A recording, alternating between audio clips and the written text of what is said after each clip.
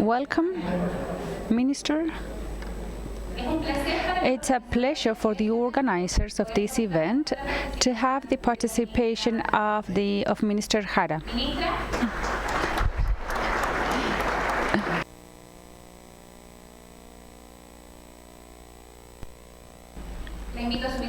Please come to the stage. Before giving you the floor, I will briefly overview your professional and social trajectory. Minister Jeannette Jara is a public administrator from University of Santiago and also a lawyer from Universidad Central. He holds a master's degree in management and public policies from Universidad de Santiago. She has served as Undersecretary of Social Security during the second term of former President Michelle Bachelet. She has had an outstanding career as a student and social leader. In 1997, she was the president of the Federation of Students of University of Santiago. And later, when she was working as a public administrator in the Internal Revenue Service, she was a union leader of the Association of Auditors of the Sea, where she held several positions. Now I will give the floor to Minister Jeannette Jara.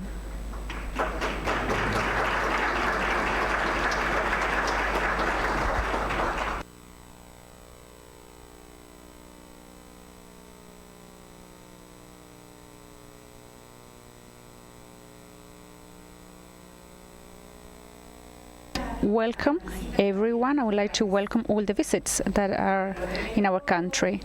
First, I would like to welcome you and wish you the best in this meeting. And I would also like to thank for the invitation here, that it's focused on a very important topic for the pension funds in specific, in a process that we're living here in Chile. In fact, our country, it's been almost a decade we've been discussing pensions. Currently, as we all know, Chile, there's a capitalization system that is made up by 5 multi-funds, of which only 3 are part of the by default system according to the affiliates age, and of course that has a direct impact on the amount of pensions. The main difference among the different pension funds, the possibility of investing on variable income. The most exposed is close to 80%, and the least exposed close to 5%. But if we look at what happens in terms of a pension fund profitability in a longer term, we will see that what has happened in Chile has also happened globally. That means a significant challenge, because profitabilities, as it's shown on the outcomes over different decades, show a decreasing trajectory, which is quite significant. So I'd like to mention if we consider the intermediate risk fund, pension fund C, we will see that back in the 80s of the last year already, I was surprised when I read that the 80s belong to the previous century. The actual average profitability of pension fund C was slightly higher than 12%. If we look at the 90s decade, we're saying that we almost reached 10% of profitability of multi-funds, of pension funds back then. But then they went down to 5.7%, and in 2010 to 4.8%. So only these figures that are intermediate risk funds give you an idea of the kind of challenge we're facing. And if we look at it also in a system in which, such as the Chilean one, considering the premise of the choice, freedom choice, there's room there for the complexity of the decisions that can be made in terms of multi-funds. The affiliates, without the necessary support, can make it.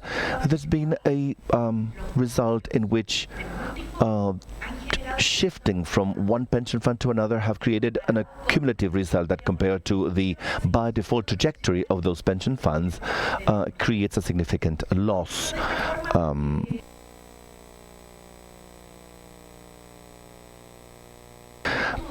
There's a study that has been conducted in which it is established that 72.3% of beneficiaries that have shifted have had or shown a worse outcome compared to staying in the fund to which they had belonged by default. This is quite dramatic, not very civilized. It is also quite at the core of the debate in our country and other countries. In Social Security, as we have heard many times, it is not about the potato market. So it is not about choosing between a small, medium-sized potato. The decisions that are made must have mitigated risks. There must be certain boundaries to prevent affiliates or beneficiaries from being exposed as openly. But in the exercise done in our country, this profitability loss that has impacted 72.3% of the beneficiaries in a comparison to what would have happened had they stayed in the funds by default, has meant that their profitabilities in terms of the median is 5.7% below. 0.8% of annual profitability has been lost by beneficiaries in pension funds because a reduction of 1% in annual profitability ongoing throughout the life cycle may mean a reduction between 18 or 20% in those pensions. So we're talking about elements that are quite at the core of this model, and also as part of this discourse regarding the freedom of choice, and that also mainly affect pension funds and in terms of the public good that is protected, the sufficiency of the amount in the pension fund. In that context, countries are facing challenges due to global profitabilities because of their own systems, such as in our case, in the multi-fund system. And there are also challenges in the technical, economic, and political contexts in order to address these modifications that are needed. That's why this international conference, in one of the panel discussions that deals with generational funds, I believe it's going to be extremely interesting for the kind of contribution that can be made precisely to the discussion that is going on in Chile. What happens sometimes for our foreign visitors is, let me tell you that we are a country that we are between a mountain range and the sea. We are very narrow. So in order to look the experiences of other countries, we need to look over the mountains, and it's hard because we tend to look inward. The things that may seem normal are very abnormal for the rest of the countries. Workers pay for the fund or contribute to pension funds, not the employer. There's only individual contribution to pension funds. There's no social security. We are discussing that as well. In Chile, we talk about freedom of choice, but just are a few funds, private entities, and very few. The state cannot participate unless it's a subsidy. So there are several elements that are typical of Chile. So President Gabriel Boric's administration has asked us to go about with this reform. We hope we are going to be able to be successful. It hasn't been easy. We may have our own judgments about it, but if it is not easy for a center-left administration such as Mrs. Bachelet's administration, or for a center-right administration as President Piñera's administration, and now with President Boric, there's something in common. My concern is that pensioners do not have enough to make ends meet, and since there's low profitability in the pension funds, this situation, is it improving or worsening? We all know. So we need to be accountable for that. Clearly, it is worsening. I'd like to wish you a great day of discussion. We'll be paying attention to the conclusions, to the discussion panels and the experiences that can be highlighted. But I have some announcements that I need to give you. I need to mention a few things. I wanted to tell you that after the Green Agreement signed by different financial institutions and private and public sector entities, there are specific regulations so that pension funds introduced the risks, ESG and climate risks in line with international standards. So accounting for a very precise guideline in terms of public policy based on what this international conference has dealt with at other times. Since climate change and ESG factors are relevant to pension funds and also for unemployment funds because of their potential impact on the sustainability of those investments. And according to the duty of pension funds administrators of acting for the benefit of the contributors in the long term, regulation was passed in Chile that was enacted on May 3rd, 2021, specifying precisely how these elements should be introduced into investment analytics that each one of the teams are conducting. And this is important because it considers the changes that are happening in the financial context according to the risks to which instruments are subject, which were not considered as such before. So the regulator has conducted all this analysis and has come up with new regulations. There was an instruction also issued to the entities that are regulated, pension funds, that they will have to adapt their technical capabilities to conduct right management of pension funds of people under this new light, which goes beyond traditional financial risks, which is obvious. The regulation as well allocated specific responsibility to the members of the boards of these pension funds, who must document how will they consider climate risks because they condition ESG factors.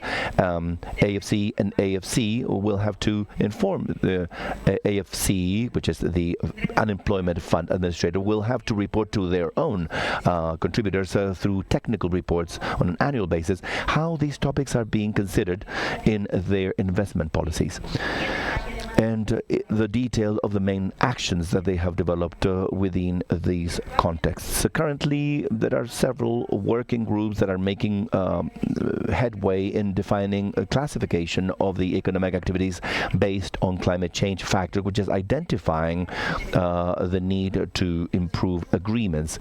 But this is an ongoing process that has been introduced for a few years already, which is a challenge as well, and demands that we think of investment policies that may achieve better results, better outcomes, which has happened in the last few decades, shows that there's a structural issue to pension funds added to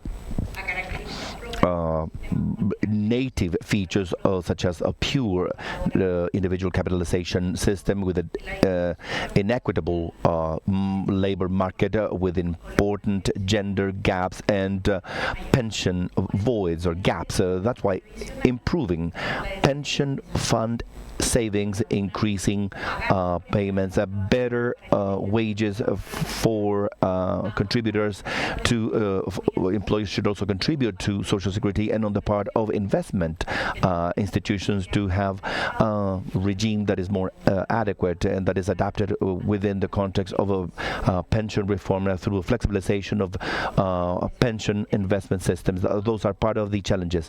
It's a number of them. They're not easy, but absolutely necessary for social cohesion in this country, because when a country in more than 10 years is not able to resolve these issues, citizens wonder, why do we have these people in public positions? Why are there democratic systems since they are not able to deal with people's problems? So I leave you with those thoughts. I greet you all. I wish you a great day and discussion, and we'll be paying attention and listening to the results and outcomes of the discussion to create input for our pension fund reform this year. Thank you very much.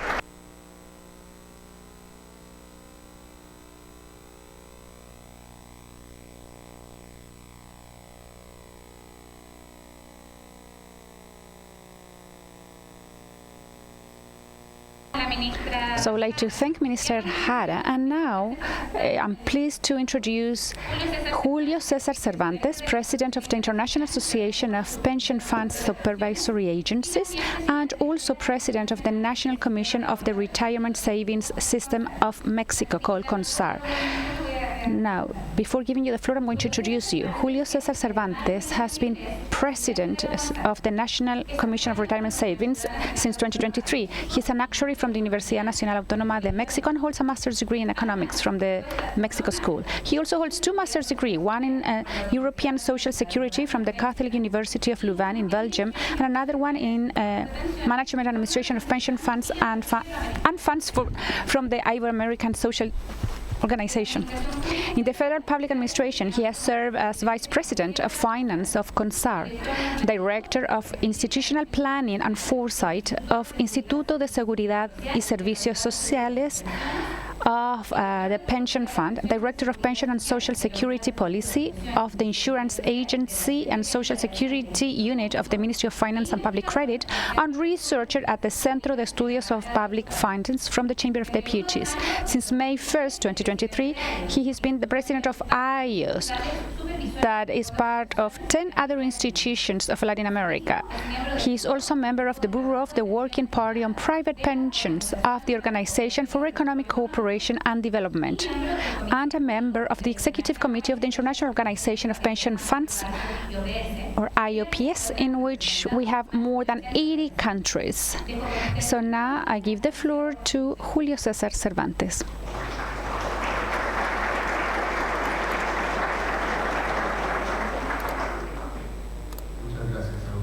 Thank you, Paulina, and welcome everyone. I would like to welcome everyone who's here face-to-face, but also through streaming. So I would like to welcome to the opening session of this conference of AIOS, that it's organized along with the Inter-American Development Bank. I'm an honor to share the panel with Jeannette, the Minister of Labor and Social Work, and Florencia, also the representative from the IDB. I would like to welcome also our host, Osvaldo Macías, the Superintendent of Pensions of Chile, and all of our colleagues, Elio Sanchez de Peru, Rolando Mejías from Panama, and Francisco Torres from the Dominican Republic, Julio Javier Justiniani from Panama as well, and Francisco Milendez from Costa Rica, María del Rosario from Uruguay, and Karen Maki from Paraguay. As a president of AIOS and on behalf of all the member countries, I would like to show you my honest appreciation for the Chilean government for welcoming us and allow us to share our experiences and learn from best practices globally that can help us to develop public policies to go in benefit of all of the members of the pension fund system in Latin America.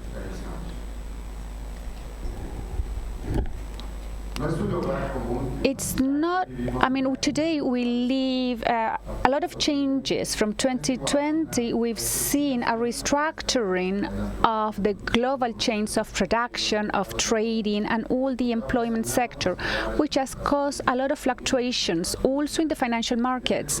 So in this context, we are already seeing the devastating effects of climate change, and also we are witnessing the remarkable progress of technology. So this is why we are focusing on climate change also, innovation and sustainability when it comes to the management of public funds, of pension funds. Innovation is part of the financial market, and that fosters us to think about the regulatory aspect. First, in order to align the performance and the life cycle of employees, of course, so that the investment decision have a long-term view, which will strengthen the resilience of the systems in view of all the fluctuations. And as mentioned by the ministry, most likely it's going to have positive effects in the replacement rate of employees. So this is why we need to provide the elements to design investment trajectory to promote an adequate diversification between the different types of assets. in the different countries and different industry. So the purpose of this generational funds is for the contributors to maximize the replacement rate, which will strengthen the confidence in our system. 5 years from the Mexican experience, we can highlight the effort made by the pension funds administrators that today have a regulatory framework that allow us to manage assets by 370 billion. So this has allowed us to create capabilities, and today, of course, we have experts from Mexico who were involved in this implementation. I also like to highlight the efforts from the Investment Commission of the association. As a result of the reform from 2020 in Mexico that increased the contribution payments and the commissions, we think that the assets from the saving portfolio are going to double in 10 years. So we're going to continue to update this regulation of generational funds so that the administrators can make the best of the offer of assets available, which is key in each of our markets. On top of that, we have a great opportunity related to the relocation of production chains, moving to the economies of our region, which is a great opportunity to capture value in favor of our contribution payments. So this is why it's so pertinent to talk about the development of markets. So as I mentioned at the beginning, we are facing a challenge because of climate change. Actually, in October 2023, in Acapulco, Mexico, we suffer the consequences of a hurricane that in only a few hours got to the maximum scale with damages for $1 billion. So there are a lot of examples such as this one that force us to work on sustainable strategies to protect the value of the investments of our pension contributors and also at the same time to move towards energy transition and equality. I would like to highlight the great effort made in Colombia, Mexico, and Panama because they already have sustainable and green taxonomies that are going to allow us to classify adequately these instruments to move toward more sustainable economies and not just to move capitals between companies and better projects in terms of the environment. They are also going to mitigate the risks related to non-financial issues. So it is a very good news what was mentioned by the ministry in terms of including in Chile the ESG principles. Also, we need to consider the sustainability characteristics of the financial instruments, and this is going to be even more important in the future. In the Mexican market, for instance, only in the first 3 months of this year, we've issued bonds, label bonds, that are equivalent to $4.7 billion. So in 2023, we got to the equivalent of $17 billion. Also, we have the aspect of artificial intelligence that give us a lot of opportunities that we should seize to favor our investors and contributors. This technology could be an ally when it comes to the financial aspects and also in terms of the access to information. And it could also be crucial to accelerate automation of different processes so as to prevent financial risk, fraud, also, and strengthening the quality of information that can facilitate financial planning. On top of that, this can also allow us to identify in real time the opportunities of investment to maximize performance, yield, and also to minimize risks. I would like to highlight that the periodic meetings of our association have contributed to improve the strategies and the regulation in each of our member countries, and this has strengthened us as a region. Having this meeting here in Chile, who's been a pioneer in the implementation of defined pension fund system, has an added value because we can better align social aspects when it comes to the implementation of our systems, particularly the inclusion of a universal pillar funded by the public, by the state, in order to improve the replacement rates. And Chile and other countries in the region have made a lot of progress in this regard. We also appreciate other aspects, such as the reduction of the commissions or in general the proposals that improve the volume of contribution payments. So in our association we need to continue to collaborate in order to achieve our common goals, which is to provide welfare, well-being to our employees in Latin America. So today and tomorrow we're going to continue to better understand the planning of the pension funds when it comes to sustainability, including different areas related to generational funds, including ESG and the role of artificial intelligence. Finally, on Thursday, in the technical meetings, we're going to have the opportunity to review the recent events in the countries that are member of AIOS. I would like to thank for the opportunity to address in you today, and I really hope that these meetings are very beneficial to all of us. Thank you.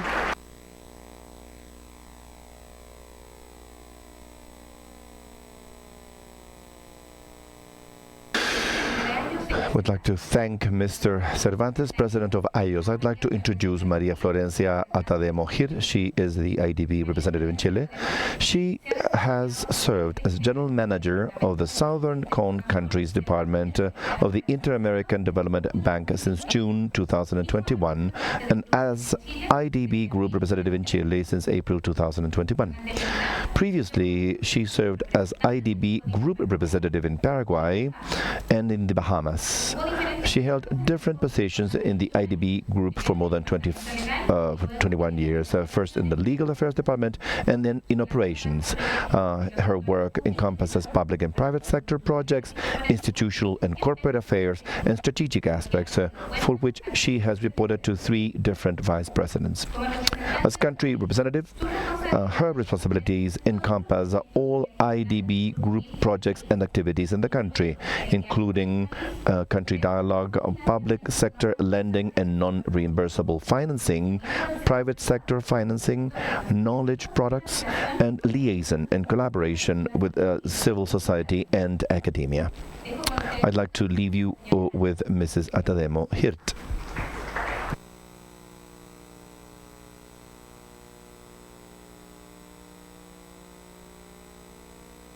Good morning, everyone. It is really a pleasure to have you here to discuss our future, the future of human beings, pensions. For us as IDB group, is a pleasure to facilitate this discussion, strategic discussion, I should say, among people who are knowledgeable about the topic as you. Thank you for visiting this beautiful country, have me as a guest for more than 3 years. I'd like to thank the AIOS and its chairman for supporting this instance. Of course, I'd like to thank Ministry of Labor and Social Security in Chile, a Chilean leader, Mrs. Jeannette. Jara. Thank you very much for your efforts for trying to improve citizens' conditions. Osvaldo Macías, Superintendent of Pensions in Chile, we always have your collaboration and support. Julio, Cesar, Cervantes, whom I mentioned, Undersecretary of Pension Fund, Claudio Reyes, major partner to us in different contexts in Chile. I'd like to welcome all of you to regulators and supervisors of AIOS that are visiting from different parts of the world in Latin America and the Caribbean, and also economic aspects and IDB representatives that have joined us here locally and online. As we know, the pension funds in Latin America and the Caribbean are facing different challenges. The minister mentioned some of them. The president of AIOS mentioned others, and I'd like to underscore demographics, aging, low coverage of pensions that is disproportionately affecting women, the high labor informality in our region, and the gender gaps that are not only in terms of coverage. For 2050, the population in Latin America will be considered as aged, when 25% of the population will be senior citizens, older than 60 years of age. Today is 10%. If we keep the current coverage, 40% of senior citizens will not have any type of economic protection, any kind of economic protection. That's very, very severe. This goes hand in hand with significant labor informality, on average 60%, which means that more than half of the population is outside of the pension systems in the region that are mostly thought for formal approvals.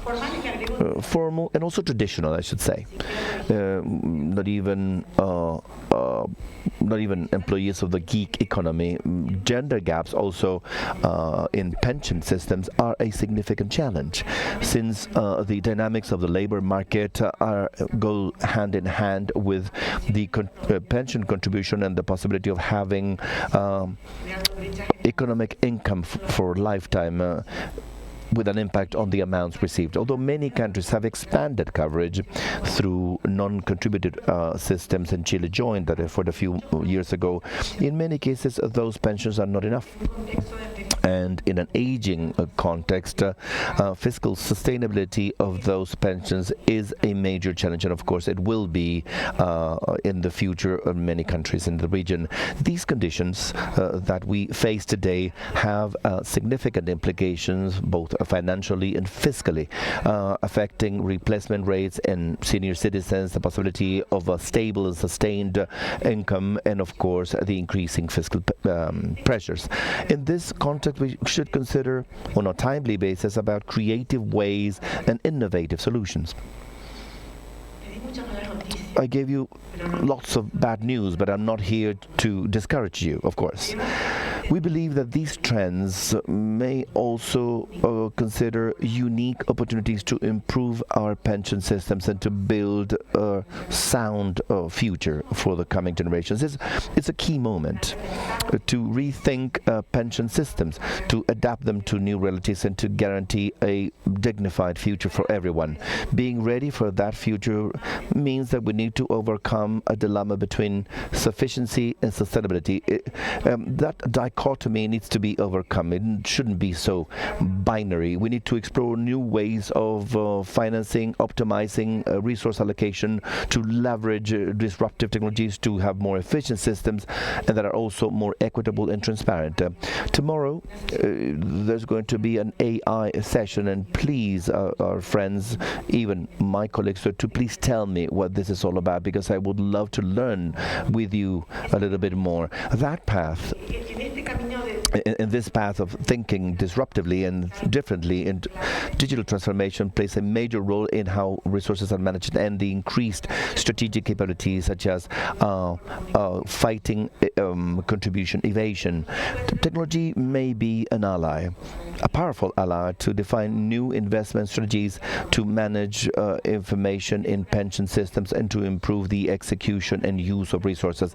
But there are also opportunities such as detecting evasion to contributions, facilitating the payment of contributions, and facilitating timely information to contributors about their obligations and duties. There's another discussion considering that pension systems must guarantee stable and sustainable income during years of unemployment.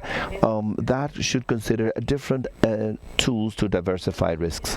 And we shouldn't forget the importance of responsible investment and climate change. There's another session in your agenda these days. Pension systems must consider risks and opportunities posed by this global phenomenon of climate change. It is key to integrate environmental, social, and governance factors, the ESG factors, in terms of investment decisions to protect contributors' savings against climate change risk, and to support the transition towards a green economy, a topic in which Chile is also a leader. But we need to go beyond the denomination of sustainable or responsible. There's a vast road to cover in terms of defining the scope of ESG factors, as well as the standardization and definition of parameters that will measure the impact in terms of performance of sustainable investment. The effort for creating green taxonomies in all countries in the region. President mentioned, there are several countries that have advanced some of this work, and we believe we can share that knowledge as well. In summary, this meeting of pension fund supervisors is a key opportunity to address complex challenges faced by our pension systems in Latin America and the Caribbean. Thanks to the quality of all of you here present. Thank you again to all of you for visiting Chile, but mostly for focusing your energy and your minds on these 2 days of work to solve the issues of the future. Let me close by saying it is everybody's responsibility to take care of our senior citizens. In Latin America and the Caribbean, it's been a while since we have to improve in that regard. Think of your mothers and fathers, think of your grandparents, and do some spectacular work. Thank you very much.